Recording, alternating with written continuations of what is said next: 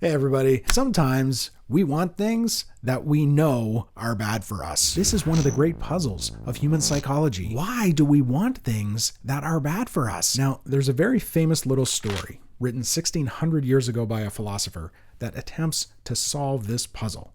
I'm going to tell you that story, explain what it means, and together we'll try to understand why we make self-destructive choices so that maybe we can stop doing that. Stop hitting yourself. Stop hitting yourself.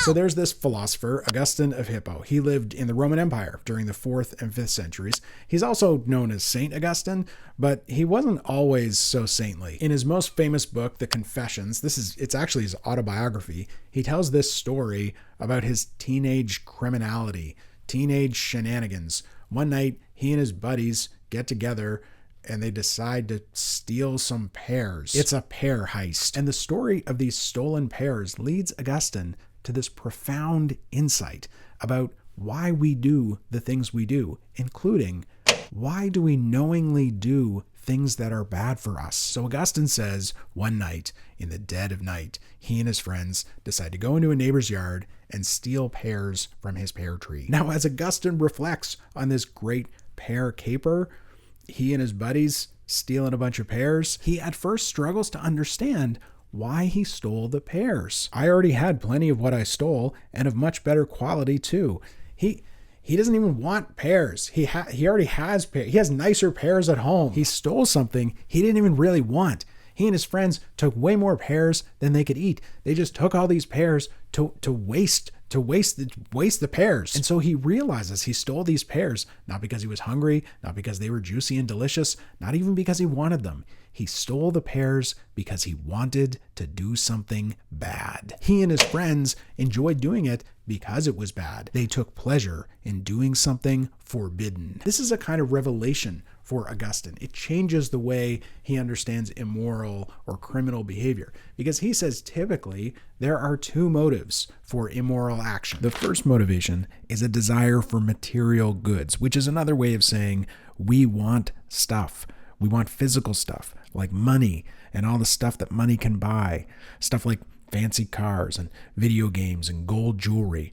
But we also want bodily pleasure. We want sex. We want tasty snacks. So a lot of the time, we do bad things in order to satisfy these physical desires. Let's imagine you work in an office and you've got a coworker named Todd, and he makes delicious sandwiches. He keeps them in a communal fridge. You might steal Todd's sandwich because you're hungry, or maybe because you're broke. You don't want to spend money on lunch. In this example, you steal Todd's lunch because you want material goods. You want a tasty sandwich.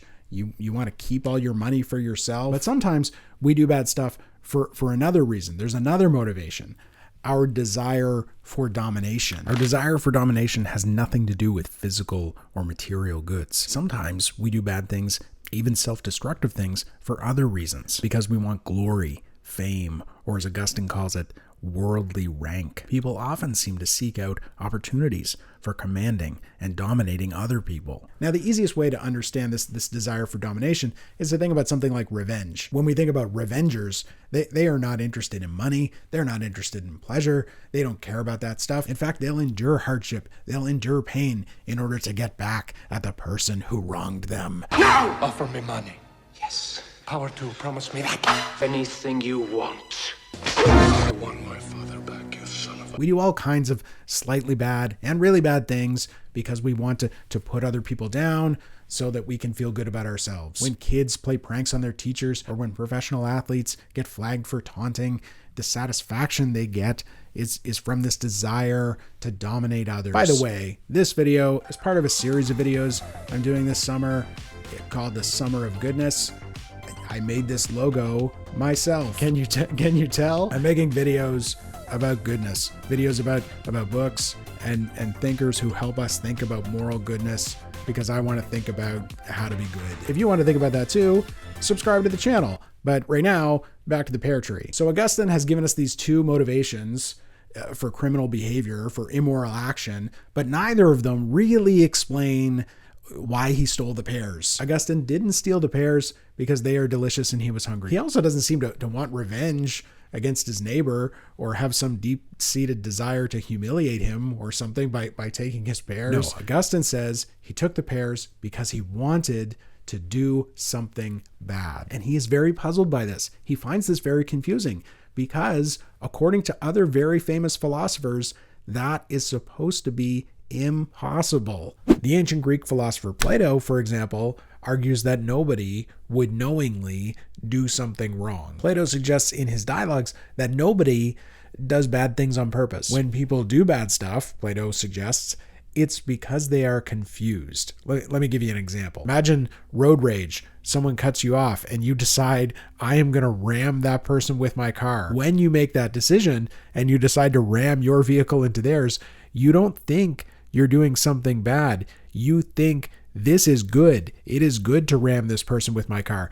I think it is better to ram them than to arrive home safely in an undamaged car. Plato argued that it doesn't make sense for someone to knowingly do what is bad. He thought when you do a bad thing, it's because you are mixed up. In the moment when you do the bad thing, you think it's the right thing to do. But Augustine's pear tree story offers us a completely different account of human psychology. He says, I know I didn't need the pears. I didn't even want the pears. I did this because I wanted to be bad. Augustine argues it is possible for us to knowingly and willingly do the wrong thing, do even a self-destructive thing. It is possible for us to know what we are doing is wrong and do it anyway. Now, it's important to recognize that Augustine is a Christian thinker. In fact, he's one of the most important and influential Christian theologians. And a big part of what he's trying to do with this pear tree story is explain how sin works. Why do human beings do bad things? Why are we even attracted to doing the bad thing? Like gambling away all our money or stealing from our friends. Why do we want bad things? Why do we ruin everything? Augustine says the reason is, deep down, we want to be God. Now stay with me for a second because this gets a little trippy. Do people still say trippy? Augustine says that when we do something that we know is wrong or something that we know is bad for us, we do it in part because we want to assert for ourselves the right to make our own rules. In that moment, we are insisting that a thing I know is bad for me will actually be good for me. It's like we're pretending that we have the power to make the world conform to our will. Here's a very simple example. When we drive, we all like to go fast. We all break the speed limit.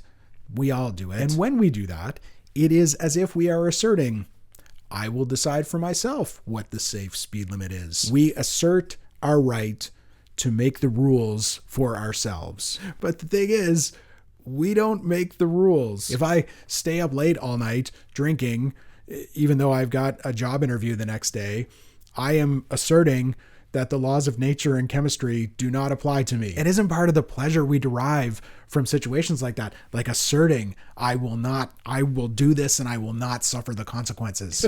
But then, of course, we do suffer the consequences. Augustine suggests we can choose to do things that are bad for us, and we justify these choices almost by tricking ourselves into believing we have more power or more control over situations than we do. We almost deceive ourselves into believing that the rules don't apply to us or that we have control over things that do not really belong to us, that we have control over various laws or forces or even other people. Think about this interpersonally. If I'm a lousy friend, if I lie to my friends and steal from my friends, and then when they get mad at me, I play the victim, well, what's happening there?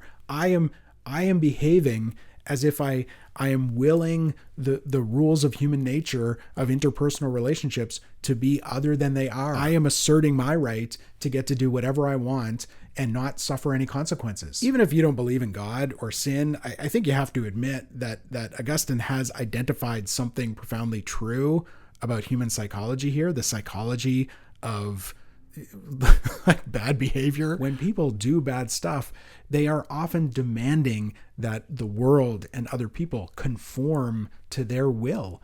They're like petty tyrants. They're pretending to be tiny gods. So how do we stop doing this? That's what I want to know. Augustine would say the only way to stop making these mistakes is with the grace of God. And that might be true. One thing that helps me make sense of this, though, one example that really clarifies things, is parenting. Parents want their kids to behave in certain ways and live certain kinds of lives. Now, the question is, do we want those things for our kids because we love them?